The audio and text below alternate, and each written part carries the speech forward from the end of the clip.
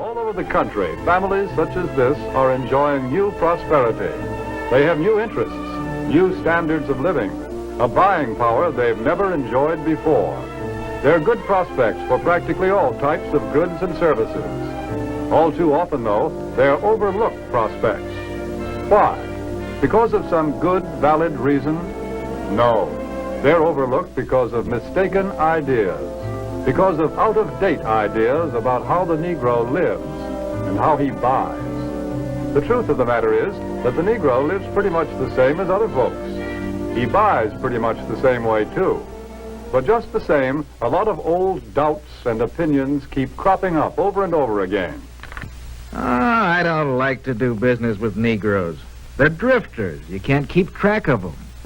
Yes, although a lot of people think that way, the truth is that 1 out of every 3 Negro families living in cities today owns its own home. That figure comes directly from the United States Bureau of Census. Maybe so, but Negroes are poor credit risks. Not more of a credit risk than any other group. Actually, the Negro homebuyer meets his payments faithfully, often more faithfully than other race groups in the same economic level. That's the information we got from people who ought to know, the National Association of Real Estate Boards. Well, maybe, but I've always heard that Negroes buy shoddy, poor quality merchandise. No, it's just the other way around. According to leading researchers, in proportion to population and income, Negroes buy more quality products than any other comparable United States group. You see, there are a lot of confused notions about the Negro customer. But when you dig right down and find out about them, they just don't hold water. Negroes own homes. They meet their payments faithfully. They buy good brands of merchandise. So why let a lot of old-fashioned ideas hurt profits? Take a look at the real facts.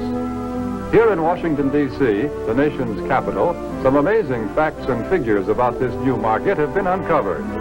For a first-hand report, we would like to take you directly to the United States Department of Commerce to hear this story from the Secretary of Commerce himself. Here is the Honorable Sinclair Weeks, the Secretary of Commerce of the United States. In the Department of Commerce, we are constantly alert to trends that mean a healthier national economy, better business for the nation as a whole. Recently, we have been interested in a rising young market, one that represents a huge potential for goods and services. I'm referring to the new Negro market.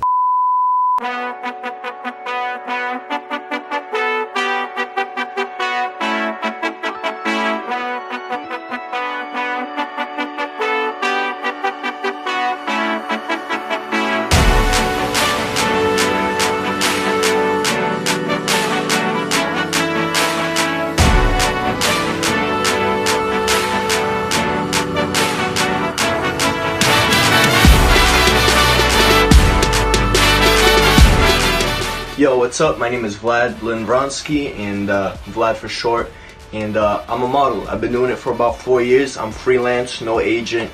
Been doing it on my own, network on my own, I build and connect on my own. But being a model is a lot harder than it seems from the outside. You gotta prepare, a lot of preparation, a lot of clothes, you gotta get clothes together, a lot of style ideas, and you always have to have a wardrobe on the move. Because you never know what to expect, and that's what I always do. So, and I'm not just a model, I'm a jack of all trades. I'm a pilot, DJ, I'm a style influencer, I'm a stylist as well, and I love fashion, so that's what makes me happy.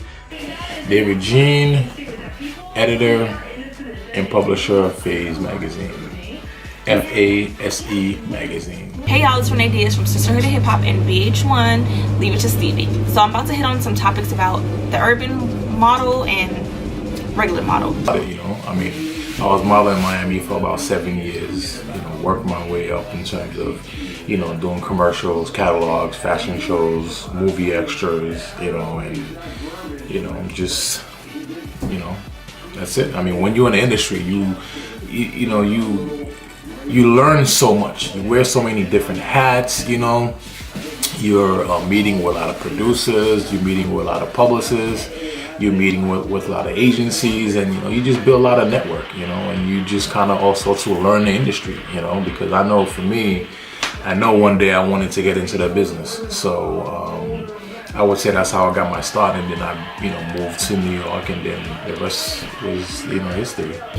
All the white people that work as a talent manager want to have slim 90-pound 6-foot models. That's what it is, the truth. I don't agree with it because there's a whole bunch of beautiful curvy women in the world, but hey, this is a generation we live in. So I mean, besides our melanin, besides the fact that their hair is straight and curly, I think all women are beautiful in their own way, and I think that's the only difference I can really think of is, we come in all colors. They come in different shades too, just more fair. dark skin is super beautiful, and I feel like nowadays more dark skinned women are getting accepted for how they look and their beautiful skin color. Urban models versus suburban models, I'd have to say, urban models are more curvy. They're shorter. Suburban models are usually more taller, less curves.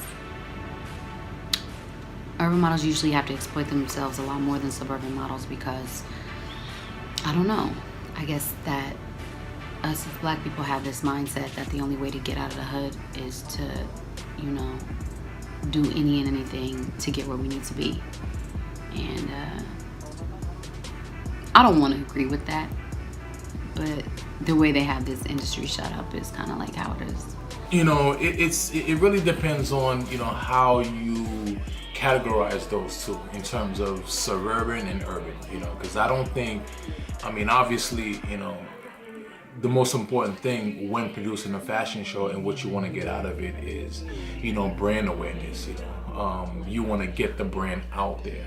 You're not really so much as concerned with wanting to produce a show more as a talent show, because I think a lot of people miss the point, because it's about the brand, and one of the most important things you want to do is you want to basically tailor your production around that brand. Now, how you produce it in regards to you basically bringing in, when you say urban and suburban, when you think about urban, you think about, whether it be, whether it's you going for an all-black crowd, you going for more of the urban type, and if it's suburban, do you want a white crowd?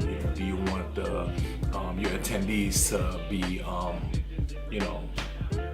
heavy pockets, people that has money, or urban, you just basically just saying, well, it's within the community, you're doing it for the black community. So again, it really depends, but I think at the end of the day, it's really how you market that particular production. Urban fashion is just hip hop, streetwear.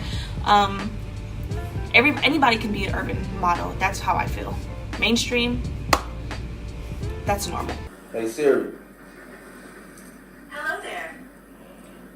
Siri, what's the requirements to become an Instagram model? But there's also Instagram models that are also mainstream models. For example, myself, I have my own Instagram profile that I like to keep up to date and fashionable. But I also do a lot of fashion outside of Instagram, obviously. So I do runway shows and I do editorial shoots and I network outside of Instagram. But thanks to Instagram, I'm able to connect with people more, and I'm able to connect with people from greater distances, from different cities, different states, and all that. So thank you to Instagram for opening up a large network for all models to work with. But is there a difference? Yeah, there is. I think a lot of people portray Instagram models as being fake models, so it's not really a real model. But mainstream models, you see them. You see them on websites. You see them on stores like Karma Loop, ASOS. I know a few friends that are actually on it, and that's real model. It's mainstream. You have an Instagram that's personally for yourself. Unless you heavily market through Instagram, then it's a whole different story. I can't really make the difference between a mainstream model and an IG model. Well, I can, but IG model is more of a social media profile. An Instagram model is somebody that you could look at on the internet. A mainstream model, the difference, they're actually out there getting gigs, getting on magazines, commercials, and that's somebody that's been putting in work for a long time. Instagram model is just a social media model. Well, there is a difference because again, if somebody that's doing runway, they're working. They are working models. They're doing runway, versus an IG model, they are, working with photographers. They're constantly shooting. They're constantly shooting where they're producing content for themselves, So do they have clientele?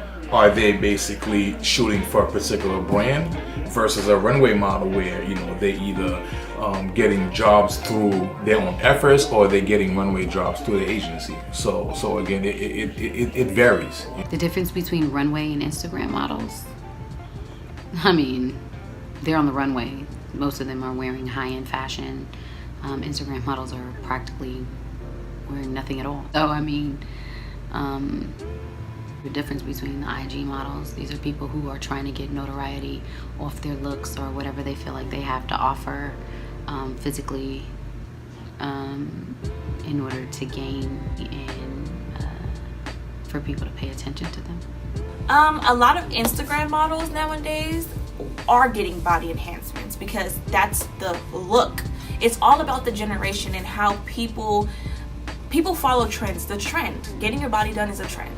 So I feel like, yes, if you do have your body done, or if you have your natural body, as long as you have an amazing body, you will be labeled as a Instagram model. If an individual,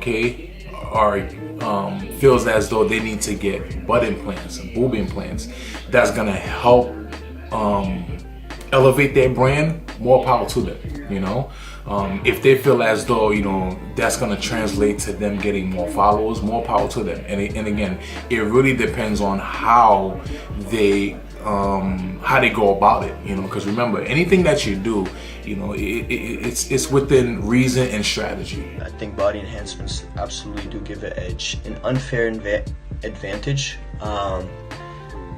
But honestly, it doesn't have to be body enhancements. It could be photo enhancements. Some photographers do enhance their models through photo editing.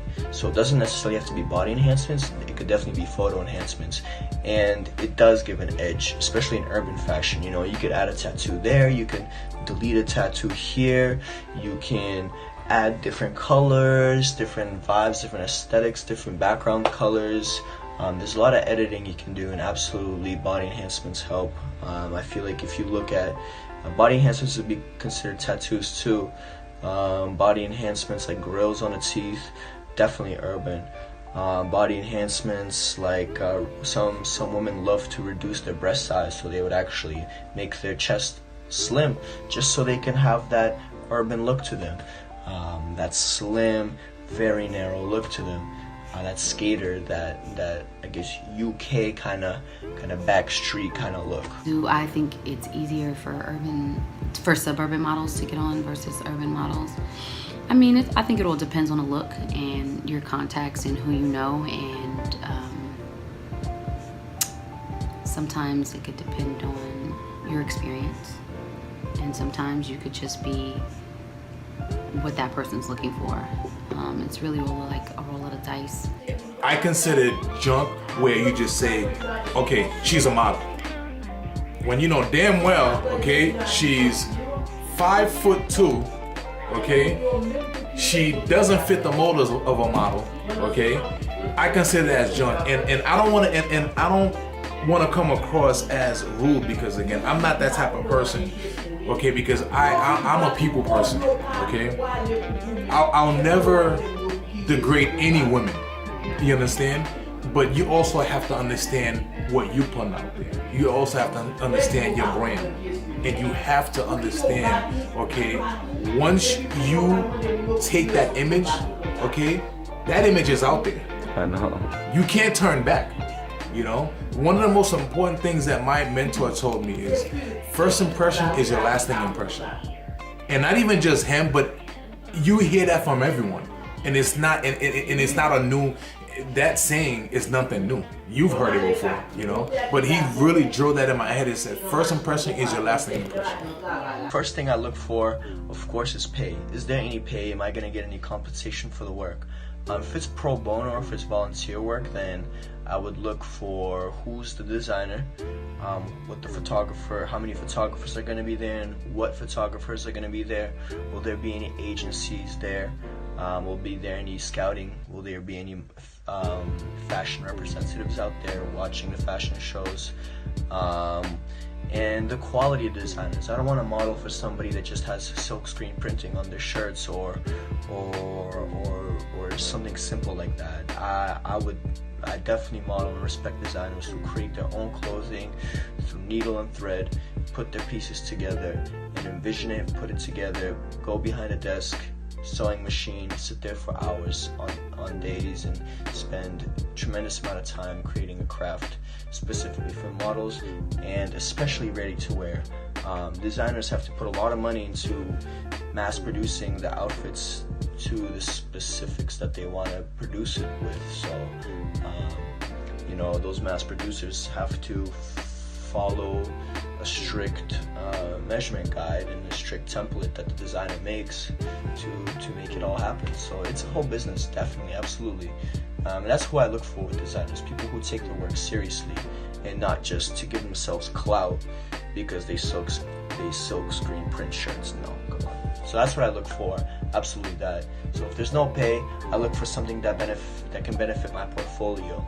So I would always ask if I can take a clip of myself from a fashion show, or if I can get the photographer's information so they can send me all the photos that they took of me or the show in general, and I could just sort through them and pick ones that I could put in my portfolio. What makes a brand more appealing?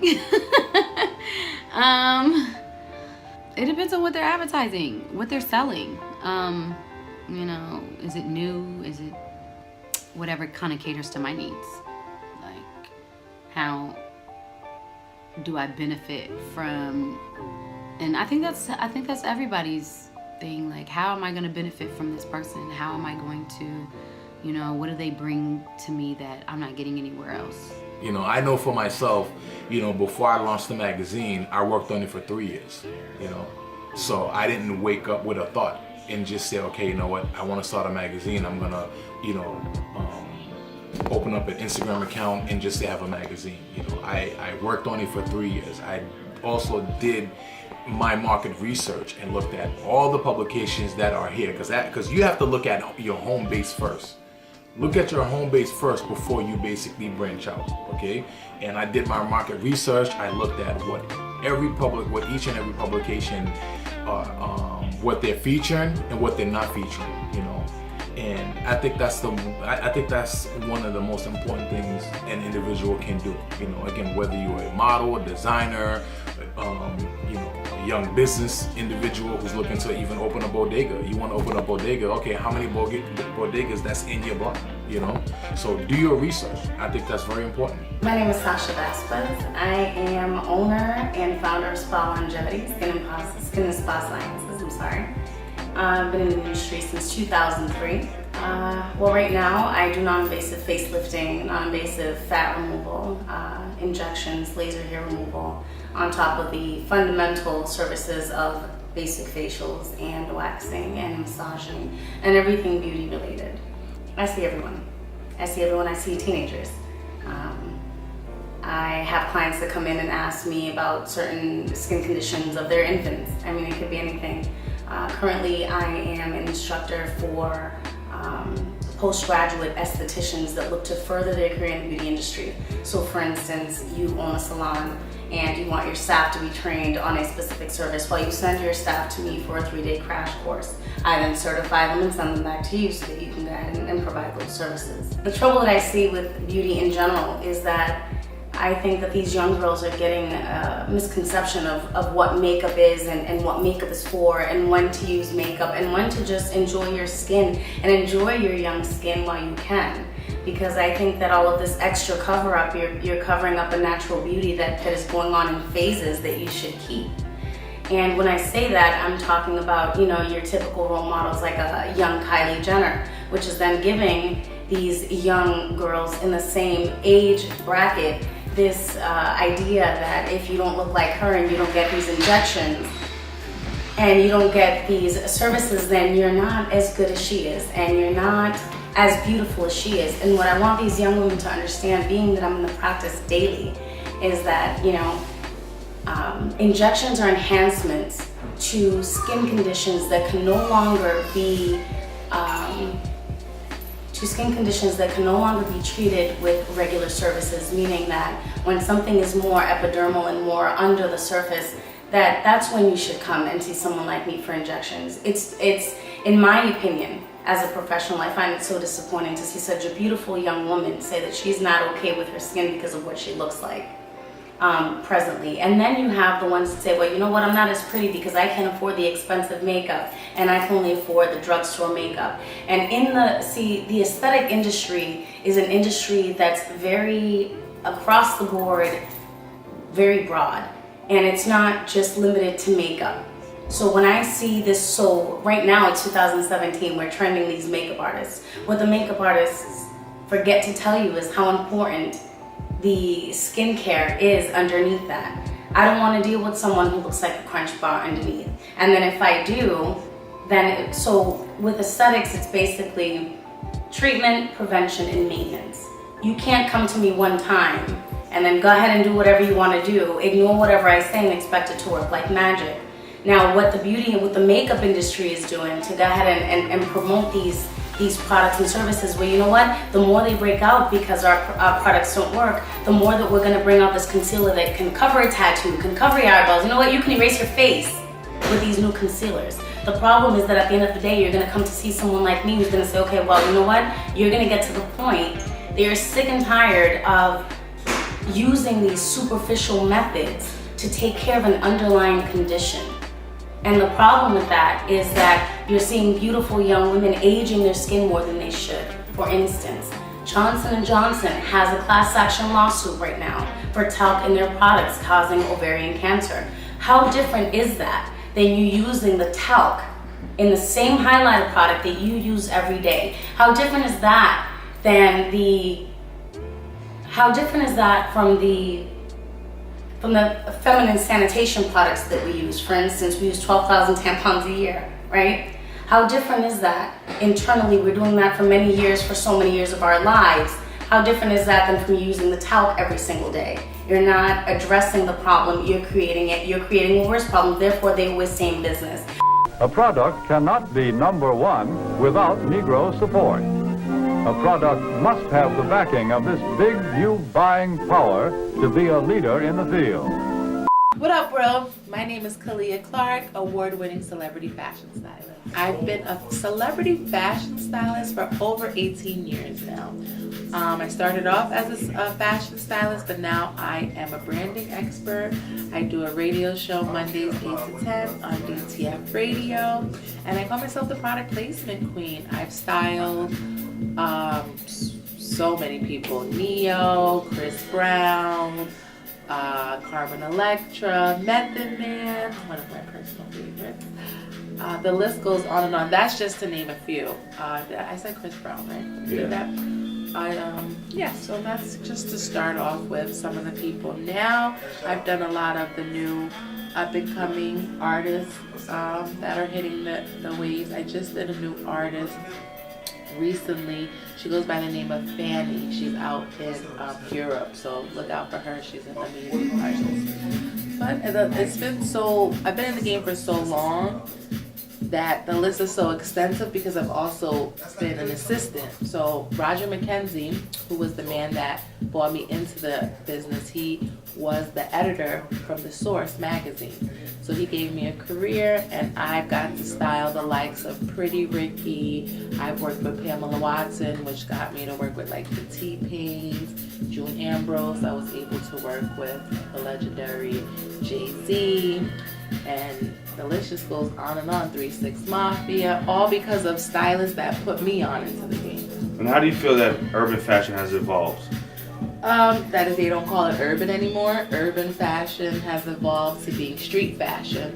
A lot of people don't want to be considered urban because then it kind of devalues the brand in a way. To some people, I feel like as a stylist, I've watched urban fashion develop to where it's been. Like I said, I've been in the game for over 18 years. When I came into the game, Bat Farm, Rockaware, Aniche, those were the urban brands. Now, streetwear brands don't want to be labeled urban. Okay. And as a stylist, you do have more insight about this. So this documentary, Urban Fashion, is kind of to help people out and kind of to inform people. So one question I'd like to ask you is, what's the difference between an IG model and a runway model? A lot. An IG model, you see them on Instagram. A runway model is booked by an agency. She does runway, which is the catwalks of New York Fashion Week, Milan, Fashion Week in Paris. So being an IG model, you see a lot of IG models in their bra and panties, always very naked. A runway model, you see them in clothes, runway, couture. It's a shame that IG has made so many Instagram girls famous. Nothing against them, I wish them all nothing but success. But to a model, she goes on casting calls. She just doesn't post a picture on Instagram because she has 10,000 followers. You know what I mean? Like, there's some Instagram models that have such a huge following but would never walk down a catwalk or never walk down a runway. That would go into a casting and take 2 steps and wouldn't even make it to the end of the runway. Okay, so with that being said, also, a lot of times we feel that a lot of Instagram models have body enhancements. How do you feel? Do you think it's an edge for them, or do you think body enhancement is appropriate nowadays? So I just think nowadays the body enhancement is not, I'm not a personal fan of it, only because as a stylist, I have to go by your measurements. When your measurements are these like ridiculously weird, measurements, like you're 42, you're like a 38D, and then you have a 42 hip because your butt's so big. Like, that's just not realistic numbers. I work with a designer here at Limpas, Abdul. Like, if you would give him some of those type of measurements, he would be like, that's not even a real person. You get what I mean? So it's just like, the enhancements I know make them feel good, but to a young girl who's trying to shop, she's not shopping ideally because they're the Instagram models or the body enhancement. They're wearing the Fashion Nova pieces and they're making you think that with their body they're wearing a small, but they're also probably wearing a different size. You know what I mean? Like, a woman's breast and butt don't really match. It's either you kind of have breast and butt, and if you have both, God really loved you. Okay, with that being said, also too, as being a stylist, do you think there's a discrepancy between dark-skinned models and light-skinned models? Definitely, and it's bad because it's always been light is right, or white is right. I've actually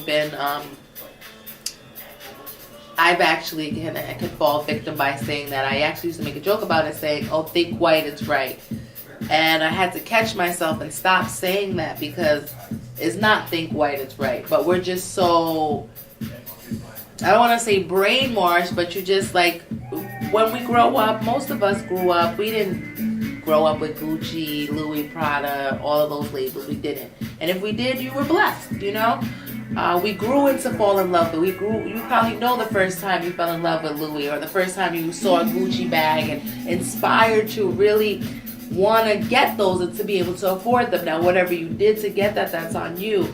But I just feel like we've lost it as a culture. You know what I mean? Like, African Americans, we don't support black-owned businesses. We support labels that really don't want us in their clothing. So you kind of have to be taken back and say to yourself, what are we doing this for? You get what I'm saying? Like, who is it for? You being a clothing designer and being in this industry and wearing your name and being a well-tailored man, that's a plus. We must commend you. Now, from the outside looking in, some urban man would be like, oh, he got a velvet red jacket on. You think he's too much. You know what I mean? So it's just how it really goes in the culture. The culture's really lost at a point. I don't think people really understand what's going on right now. So 2 more questions. How would you help revive the culture? And what tips would you give a dark-skinned model coming into business or a stylist coming into the business? Okay, I'm sorry. With the light skin versus dark skin, I'm a light skinned woman. My mother's a dark skinned woman. I'm offended when we compare the two. Rightfully so. Yes. I'm a mother. My daughter's light skinned, and she's a plus size. We don't even tap into that. That's a whole other market to tap into. I think love your skin. The darker the berry, the sweeter the juice. The lighter you are, you fall in different categories. So you could be any type of race, I guess. But so can a black woman. A dark-skinned black woman is African. She can be Dominican. She can be Puerto Rican. She can be Cuban. You know, she can just... there's so many different races she can be, and it's so much harder for an African woman or a dark-skinned woman of color to make it on the runway, to make it in editorial.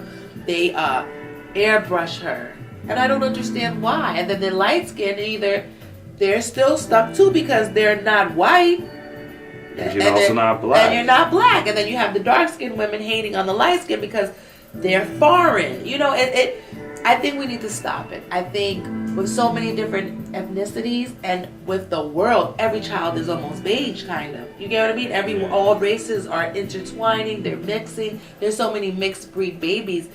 Children don't know what race they are until you tell them. They go to school, they play.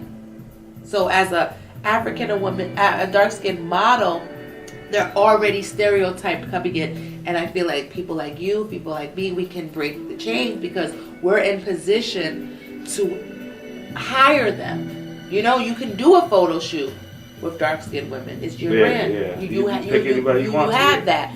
And I feel like unless we change it and let the world know black is beautiful. You know who did it this year? Victoria's Secret, and I commend them. This year, the Victoria's Secret fashion show in Shanghai, so many women of color. And you know, maybe the light-skinned women felt the way like, oh, well, why weren't we? You're never going to please everyone, but you have to do some type of diversity. Okay, so any tips you would give a new-coming stylist in the business? A tip for any new coming stylist in the business: have money. The credit cards are your best friend. You want to establish some type of credit because a lot of the new projects or just the industry has changed. Budgets, they don't have them. And they kind of want to hire you on your own merit to see what you bring to the table. So if you say you can bring all these things, like if they see you off of Instagram and you have labels, they're going to expect you to bring that. So if you can't afford to bring labels, you shouldn't post those. You shouldn't market yourself as a high-end stylist because you really need their budget. See, me, I'm a celebrity fashion stylist, but I promote myself as a product placement expert. I make sure to get a brand like Limpas. Like, this is a legendary, where we're doing this interview right now, this is a legendary store. Over a decade of celebrities have wore these pieces. Like where we're sitting in the store, Nicki Minaj, Beyonce, look up at the wall. You have Mary J. Blige, so Escape, so many different people come in here, and there was a place where, and I mean at a time where it showed your status by shopping in the store because it showed you had money and you weren't like anybody else. You could go into a club and you know that you don't have on what anybody else has. So as a stylist, you need to find stores like Limpas that you can come in and give your client that one piece that's going to set you apart from everyone else. See, nowadays, everybody looks the same. But what people don't know is the store that we're sitting in, people copy their design all day, every day. You can look at Cardi B and different artists and say, wow, she looks so great. She's such a trendsetter, but she really isn't. She's been in this piece eons ago. Yeah. You get what I mean? But it's her job as the it girl to bring brand awareness. That's why in her new song she says product place, because she gets it with product placement. So stylists, the new stylists, I say, be friends with the new brands. It's our responsibility to tell the culture what's hot. Like you saw, when you saw me today, you said, wow, I didn't think you were going to be. Because why not? I'm 18 years in this business. I don't need to be sitting here with ripped jeans. You have a blazer on and it's velvet. Why would I look sitting here in jeans ripped on? Yeah, it makes sense. You know what I mean? Like, I didn't know. And this is just coincidental that we both are dressed with elegance because this is what we stand for. You've gone through some things.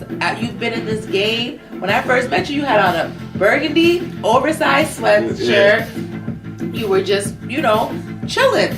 Dressing models, up-and-coming models who now are getting awards, who are IG models, who have 20,000 followers. When you met them, they had 5. 5, yeah. You get what I mean? And then they use your pictures. I see them quite frequently on social media with their, test shots that they've used or branding. And they don't even know what they've done for your company because you had them at 5K. You could post that same picture now. Get more pictures. Like, oh, so she wears, yes. So that's the thing. Stylists, stop trying to follow trends and create them. Create them. Like me, a lot of stylists look at me, especially by the way I dress, and say, oh, Kalia's not a dope stylist because of the way I dress. I don't like to overshadow or outshine the artist that I'm working with. I have style.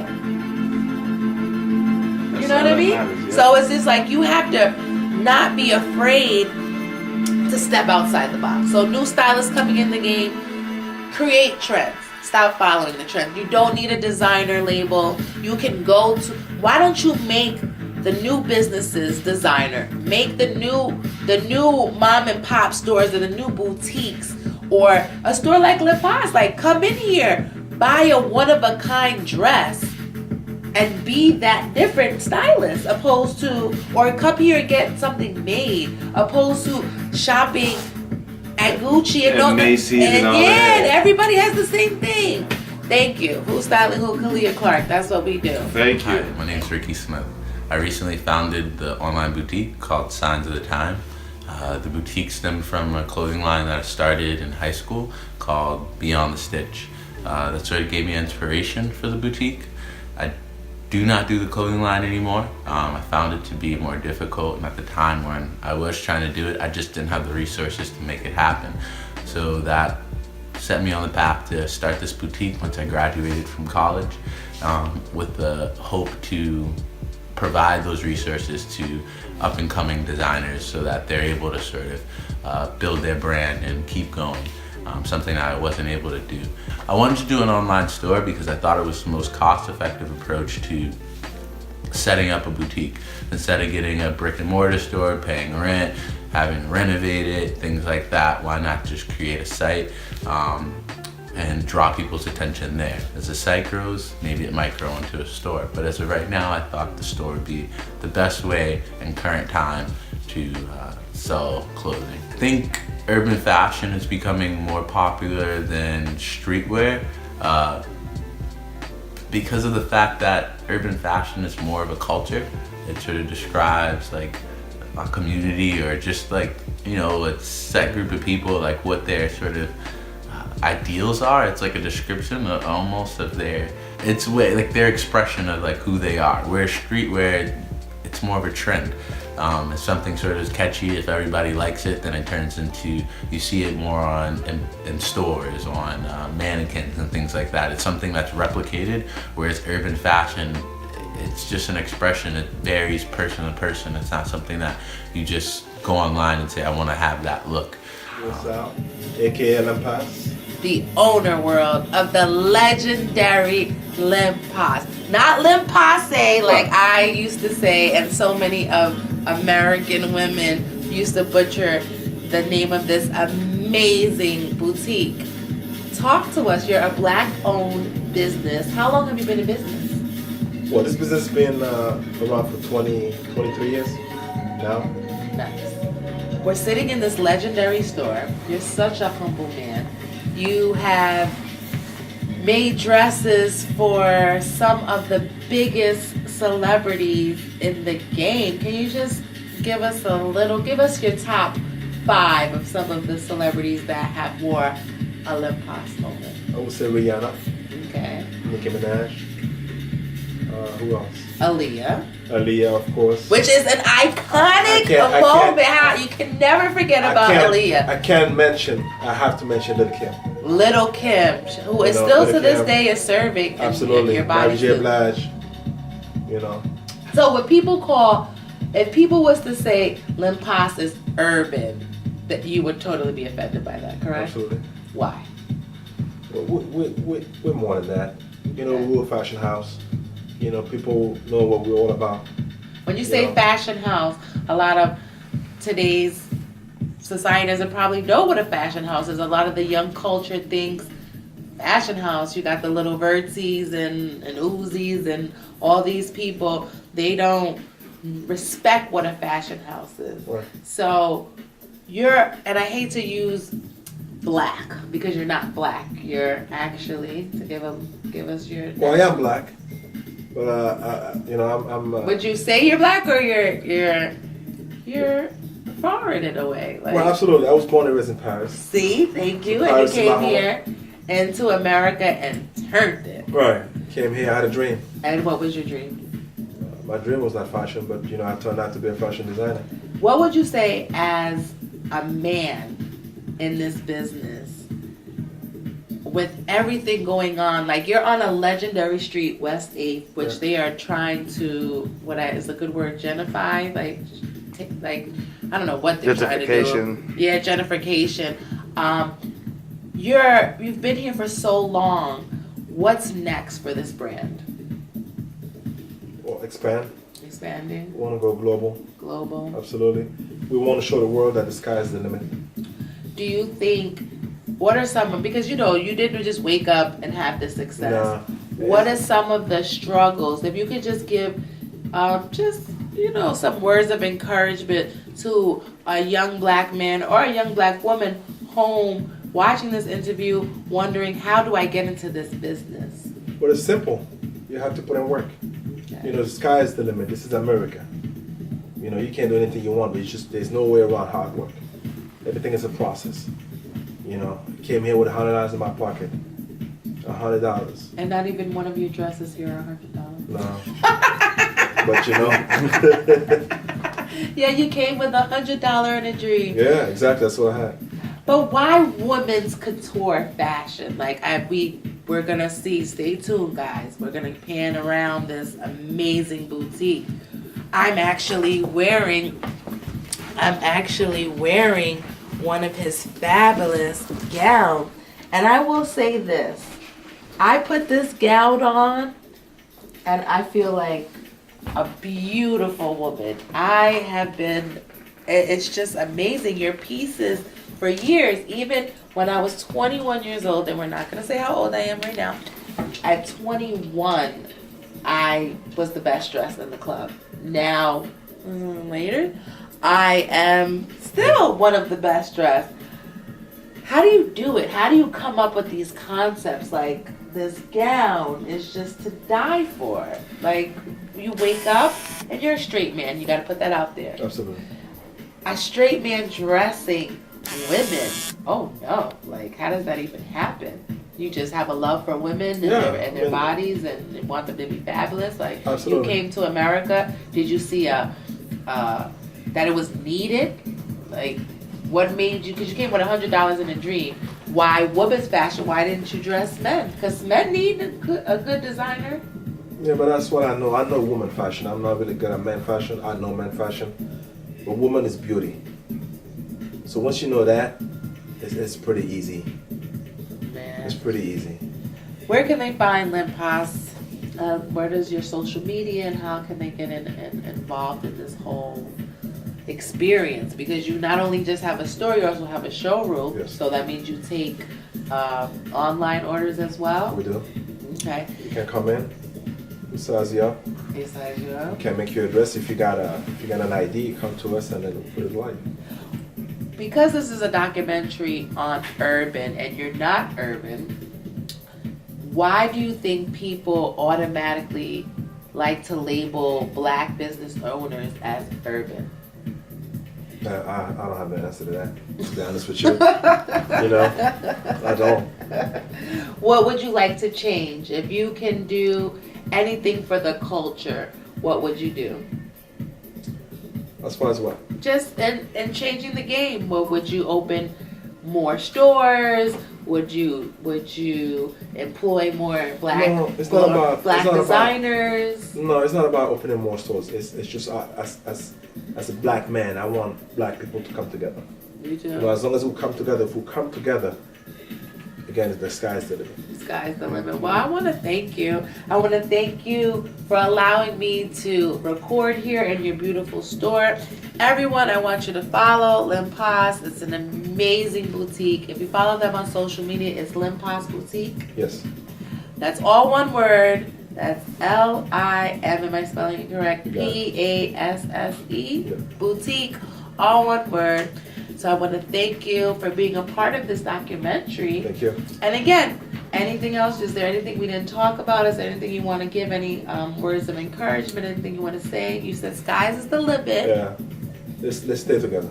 Support black-owned businesses. That's all. What up? It's Jamel from Lace, Boston. I am born and raised in Boston, Puerto Rican and Dominican.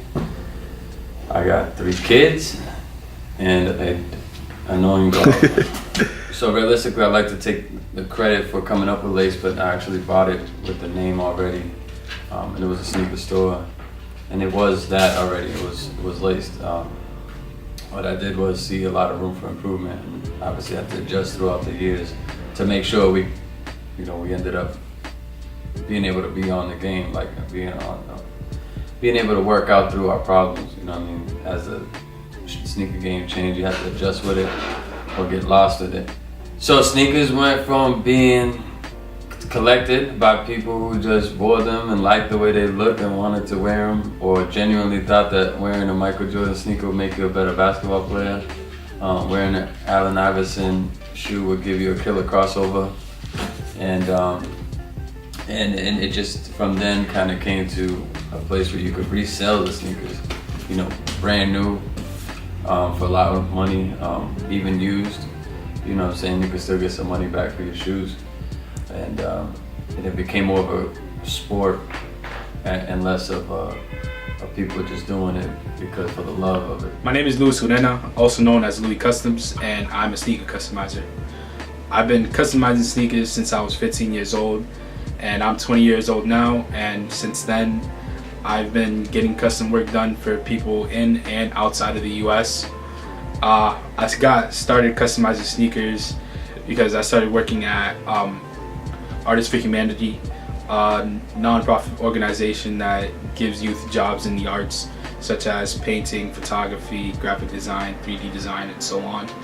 There I was able to actually discover my skill in painting and actually use it to customize sneakers, because back then I was really into the sneaker game and customizations.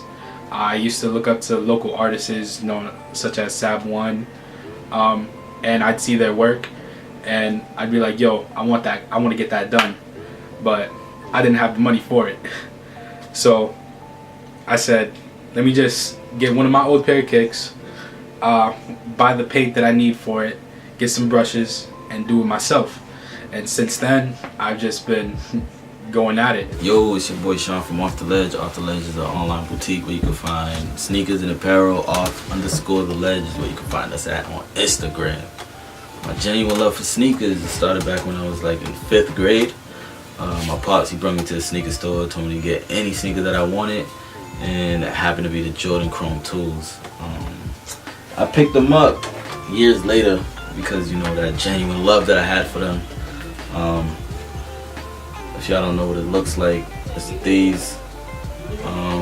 It's definitely different looking. Like it was just a unique shoe to me at the time. Still is.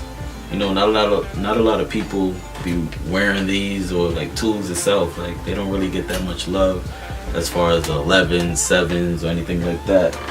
So definitely one of the shoes that's caught my eye. A sneakerhead should have, love for sneakers. You should definitely have, have some variety, and just have some know-how, know what certain sneakers are, and just be into the culture, right? You want to wear sneakers, you want to wear dope sneakers. You could wear basic sneakers, or you could wear some fly sneakers. So I think if you have any interest or any inclination that you want to wear fly sneakers, you could call yourself a sneakerhead. Once they started making like double packs of Jordans, and I remember when you had to start waiting in line, you had to get in line to buy a Jordan. That was crazy. And it was right around that time, I think, I want to say, maybe like 96, 97, 98, you couldn't just walk in and get a pair of Jordan. You had to get in line if you wanted them on the release day. And then just like anything, it's supply and demand. Once there's none available, people are going to pay more for it. And as far as customizing sneakers, how does that change the game too? Customizing has come a long way from being, kind of like corny, like Western Union, kind of like corny, where stuff you would buy like in rack stores, to really, really like well respected, to being, charging $2,000-$3,000 for a custom from a dude named Mache, a dude from Boston, he's from New England.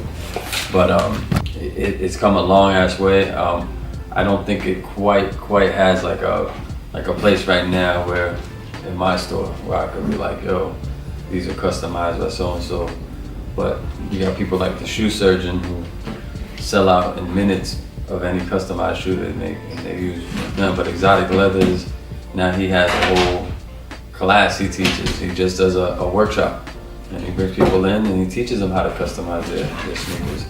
Sneaker game, man. it definitely changed from what it used to be when I got into it. Cause back then you had to be in the know. You had to like travel miles just to go to a store that was dropping a specific shoe that wasn't gonna drop anywhere else. Like, and you just, so that made you like appreciate the sneaker more when you got it. As far as now, I feel like there's just more people just doing it for the money instead of actually having a genuine love for the game. The Lay's provided a Foot Locker, Olympia Sports, all the other stores can't provide, but you provide. I want to say some authenticity, right? I'm not saying that they sell fake shit, but you're gonna find things that they might have a few of those, and they might have thought that was hot. It's sold out. You're pretty much cherry picking. We took the dopest Jordans, the dopest Nikes, the dopest Adidas. We only consign some of the best products. Some of the most rare collectible items. And that's what sets us apart. Where our customers are a little more knowledgeable, is a little more engaged in sneakers. You know what I'm saying? They're more engaged in hip hop or sneakers or both. So we give them a little bit more authenticity. How do you spot a fake? It's getting tough nowadays. I mean, some is like dead giveaways, but let's give an example of the Yeezys. I got a pair of the red stripe Yeezys. The Yeezys are getting tougher, I'm not gonna lie, but there's just still things that point out to you. I mean, that stick out to you when looking at a fake or a real sneaker. First thing I do is I sniff it, because when you're dealing with a fake, you can smell the glue, like the fake glue that they use, like not fake glue, but the products that they use, and you're not supposed to smell that. It's not supposed to stink, it's supposed to smell good, smell fresh when you get a brand new shoe. Yeezys, you gotta check the Supply $350. You know, definitely if it's like lopsided or like anything that just throws it off, or you got to check the stripe. That's big to see like how close it is to the middle stitching. You have to check the stitching itself to see if it's sloppy or not. You got to check the boost. The boost, you can get any type of light. I use my cell phone light. I'll show you an example real quick. I take out the insole when I do this. I also check the writing on the insole, see if it's straight, and also check the bottom of the insole, see if the trademark is intact and everything is just looking good. But as far as the boost, like I was saying, get a light. Like I said, cell phone, any type of light, and you see. Let me show you.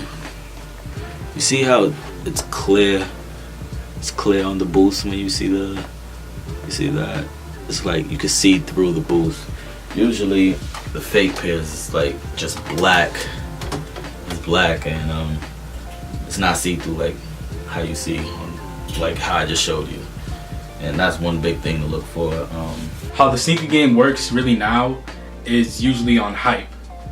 Like who's wearing it, like what celebrity's wearing it, what the brand is doing that's like so crazy and outlandish. Back then it used to be really on how limited a release was. That still works now, but not as much really, because people aren't really wearing J's now. They're not wearing Jordans now. Everybody's wearing Ultra Boost, Adidas, NMDs, just runners really, and Yeezys. Back then it used to be all about J's, but like the sneaker game always changes. It's never like one thing, it's always another. What determines resale value? How rare it is, you know, how limited. Also the hype. I gotta mention the hype is definitely played a huge part in the resale value, because the more hype, the more value people see in them. Even if they don't like the shoe, there's a lot of people that don't even like a shoe, but since it's hype, they gotta get that shoe. So, you know, a lot of things go into it. How influential is lace in the fashion scene in Boston? Apparently not influential enough to get invited to the Boston Fashion Awards, but I don't know. That's a great question that I would love to hear someone else answer. I'm humbled every time I see somebody wearing something laced, so I don't directly feel like I'm influencing anything specifically. I think I'm proud of it. I get excited. I'm humbled. It's all these feelings I get when I see someone that I don't know wearing laced. Even if I see somebody I know wearing it, they're just different emotions. But when you completely don't know or never met the person, and you know, they're representing your brand and they're wearing it with pride and it feels, you know, good to them, definitely makes you feel good.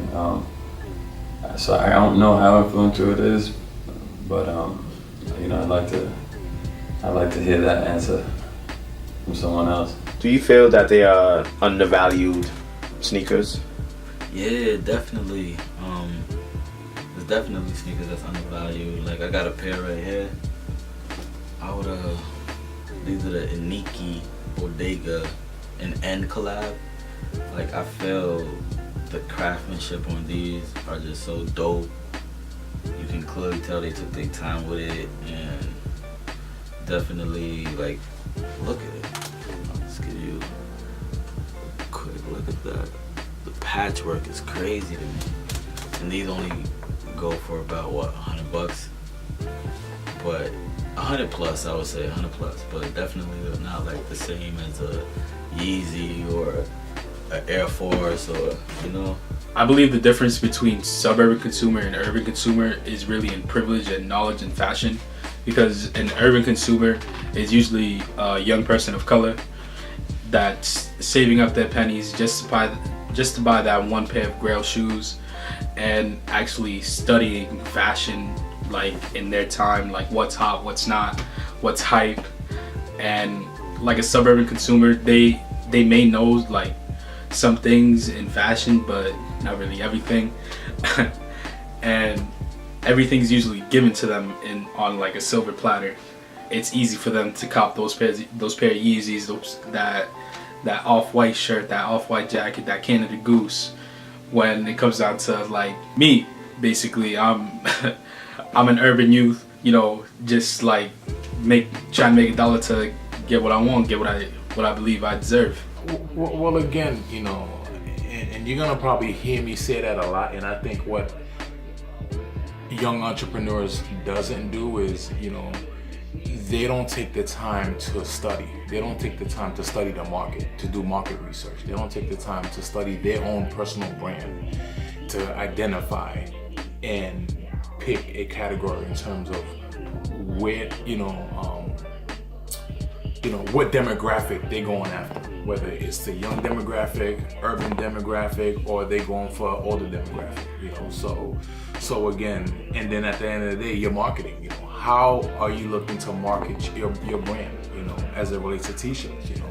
Is it for the college students? Is it for the individuals who's 14 to 18? Or is it for the individuals, a demographic base where it's 18 to 25? So again, you know, you have to really do a lot of research in respects to, you know, when promoting your brand, you know, and also to aesthetics. You know, you have to be mindful in terms of what you put out there, what type of models you want to basically solicitate in terms of producing content. You know, if you are going an urban route, okay, you want the thick black girls or you want the skinny white girls, you know. So again, it really depends on an individual's strategy and what they put forth.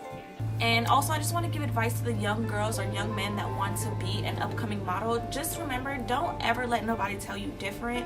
If you think that you have what it takes to be a model, go for it. Or anything that you want to be, period. Don't let anybody stop you from living your dream. Skin color, type, skin type, anything. The way your size, your weight, anything is possible. So don't ever give up on your dreams. Hi, it's your girl Young Lyric. I just wanted to give you a special hello and to let you know to always follow your dreams and stay positive. And your mom told me that you want to be a makeup artist, so always just keep practicing and do people's makeup, and then maybe one day you can do my makeup too. So always follow your dreams. What's up, Bernard? Your mom told me you're into makeup, so make sure you practice a lot and make sure you keep working and working. You never know, someday you might be doing someone famous' makeup. Thank you for taking the time out to want to interview me.